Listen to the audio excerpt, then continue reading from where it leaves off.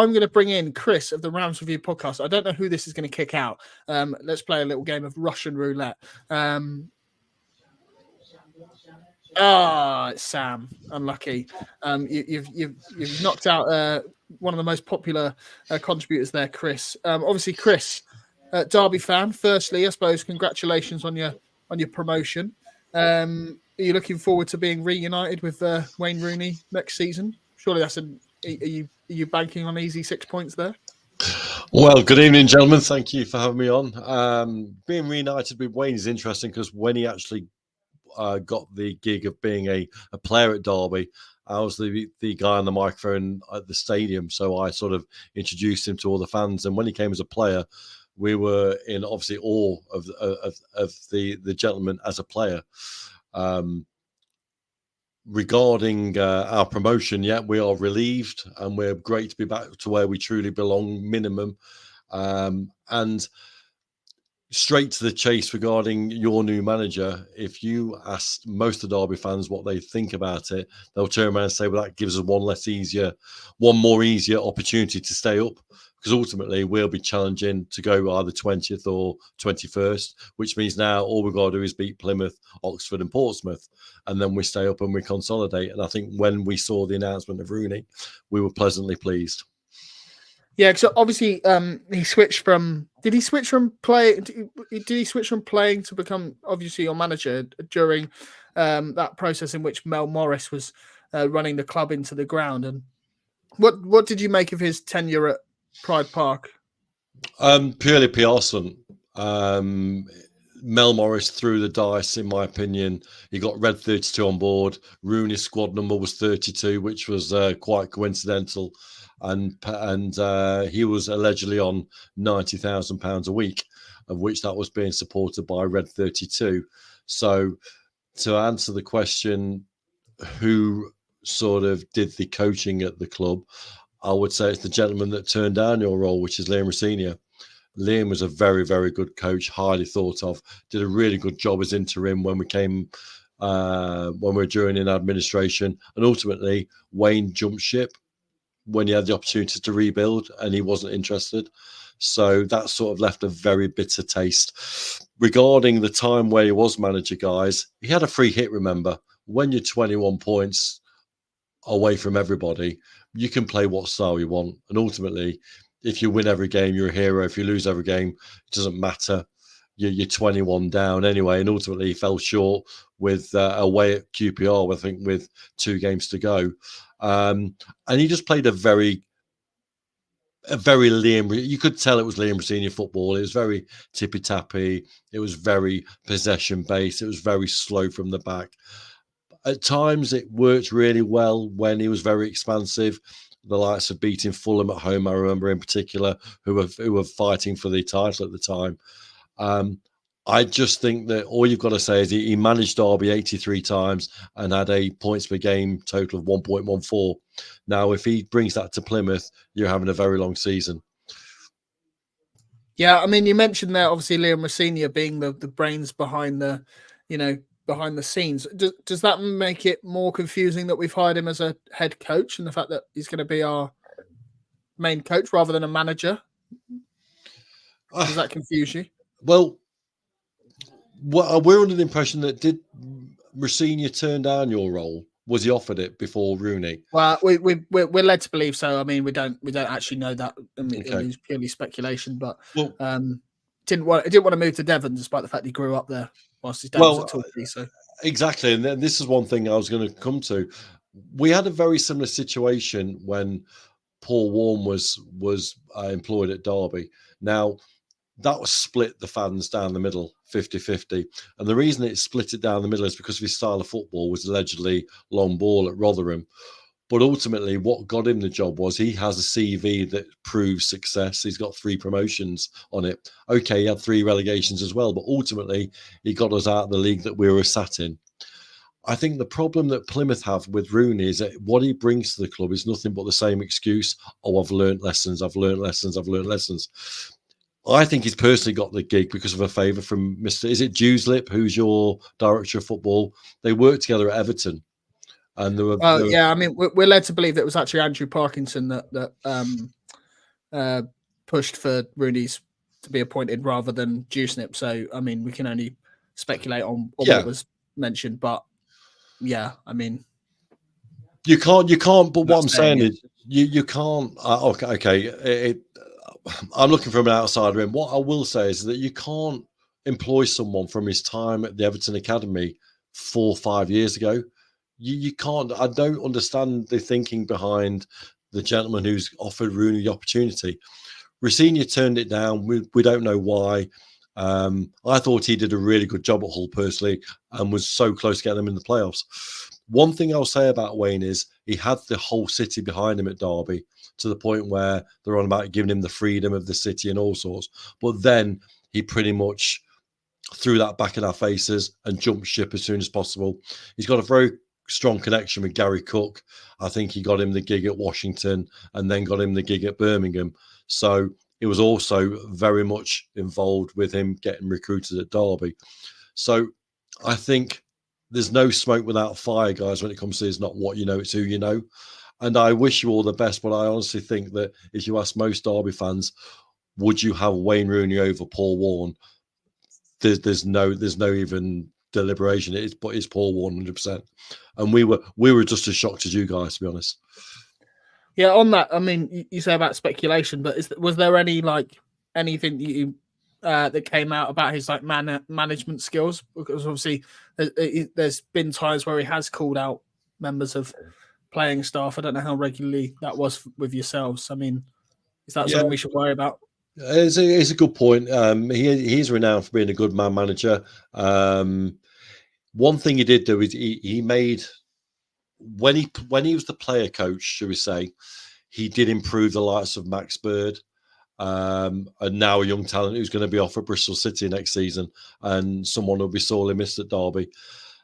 But he did also alienate a lot of people. There was a lot of first team seniors who didn't get a look in because of Wayne.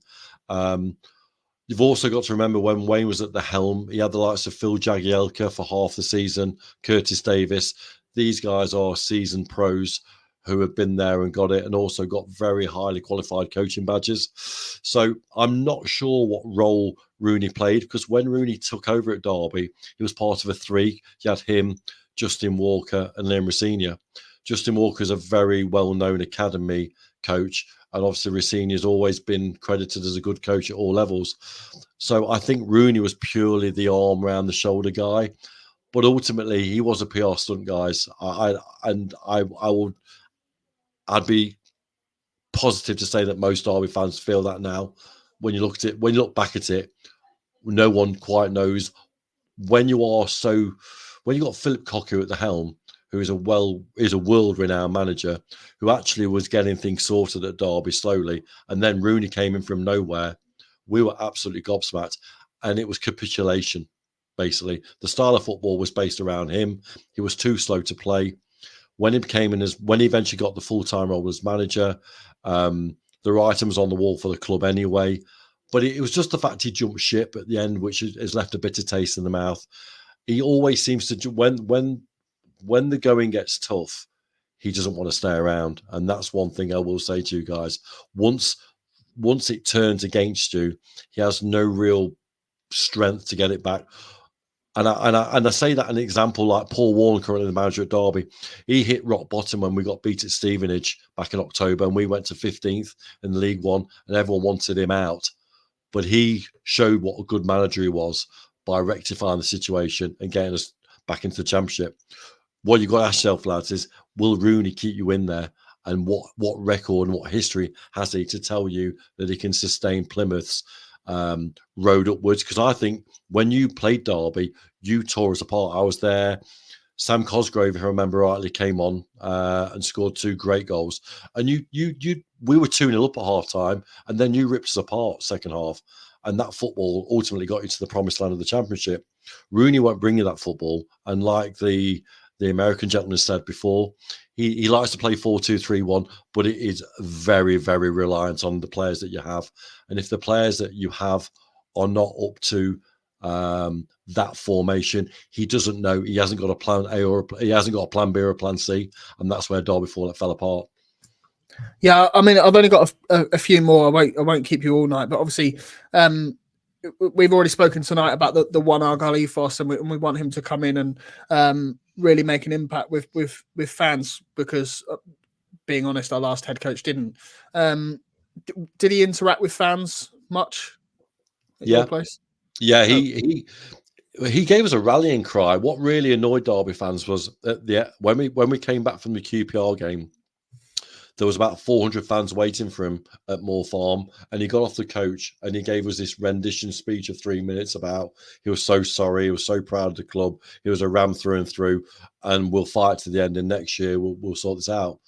Then he disappeared, and I think all the passion that he gave to Derby was lost then in the space of 5 minutes when he jumped ship. I think ultimately it was a financial implication as well. It was on 90 grand a week, guys, and the Red 32 sponsorship was done and dusted. They weren't coming back to the party. He never really engaged directly with us, as in forums or anything like that.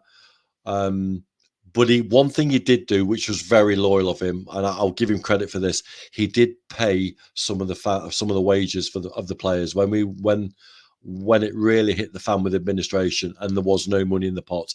He did fork out money out of his own personal wealth to pay and sustain the players for 2 months.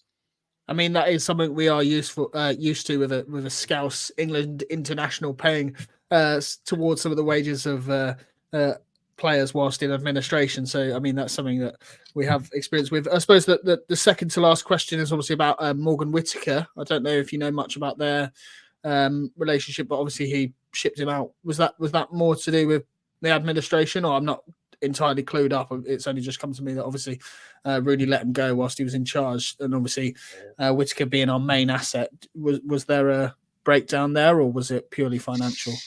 I think it was a breakdown. I think ultimately at the time Morgan wasn't the player that he was now. He was very promising in the academy, and he was our top scorer in the academy. Ultimately, he went for a decent fee. But he's been to clubs between Derby and Plymouth and not worked, has it? It was at Lincoln and failed. It was at Swansea, I believe, and it didn't quite work out for him. I think Rooney went for the option. You got to remember at the time we had the likes of Tom Lawrence and Waghorn, and although Waghorn left quite quickly after, he played Sibley as a false nine. He went for experience, and I think Whittaker was sold purely to get money through the door before it all fell apart. Okay, fair enough. And I suppose the last one is obviously we've now heard from Birmingham fan in Gab Sutton. We've heard from an MLS journalist who covers DC United, and we've heard from yourself, who obviously cover Derby County. He obviously clearly wants this job in management. Do you think he can turn it around, despite the three clubs not exactly giving him a glowing reference? I think with Wayne, I think he should have stayed away from football. A lot of good managers in the Championship and League One study the game when they're out of the game. They go and visit other clubs, getting ideas. I just think he jumps from one ship to another too quickly. And I think what he should do is took a year away from it, reassess his coaching, his ability, and where he's gone wrong. He keeps saying every time he's introduced to the fans of a new club, he's learned from his mistakes. Now, I've noticed some of your comments on the chat about he only had 13 games in charge at Birmingham, but he took a club that was in 5th place, very well structured by a very good coach in John Eustace, who's earned his badges, remember, at non-league with Kidderminster and then as an assistant at QPR, and done it the right way. Rooney came in from absolutely nowhere with no experience whatsoever. And what I'll ask you guys is, to answer that question, what is your ambition as a football club? Because Plymouth is a big football club, we know that. But what is your ambition? When you started off well last year, and then it ultimately the squad size and the quality exasperated, and you survived. I don't think Wayne has a backbone to it. If you get into problems again quite early, he just hasn't got the experience, guys, to get you out of that mess. So I wish you all the very best. And like I said at the start of when you introduced me, we're quite pleased because it gives that we're really optimistic now that we can survive in this championship, because we are not looking for anywhere above 20th. Simple as that. If we can sustain a 20th place or 21st place, it's a success for us. Yeah, I don't know if John or Adam have got any questions before you go, but obviously, just let us know where people can find your content, because obviously we will be playing Derby twice next season, so it's always good to check in. Where can people find you, Chris? Yeah, we're at on Twitter, Instagram, and Facebook. We're called at Rams Review 1 or at Rams Review Podcast. And yeah, we look forward to it, gentlemen.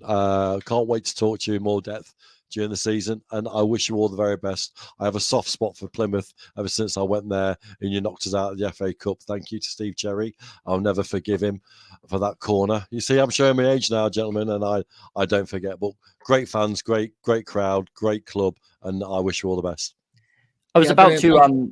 Sorry, I was about to say that that was actually my favourite ever game as an Argyle fan, and then I realised that the FA Cup game I was referring to was when we beat you 2-0 in 2007. Yeah, when I'm on about Kevin, I'm Kevin on about Gallen and 1983. Sinclair scored to put Yeah, us in the semi-final. I remember Dave Watson had the easiest header to. We packed out your away end at Home Park, and Dave Watson was shoved up front. Remember the former England centre half? He played for Derby up front, and he had their sitter, missed it. You came back to the baseball ground, and Steve Cherry let in a goal in from the corner. And I think he signed for Plymouth after, if I remember rightly. I think you end up having Steve Cherry in goal for you. So we always said it was he did it on purpose. But guys, reminiscing, I'll leave you to your fantastic podcast. I think you do a great show, and I generally think you'll be okay this year if you get yourself a decent manager and not Mr. Rooney. Brilliant. Cheers. Thank you, Chris.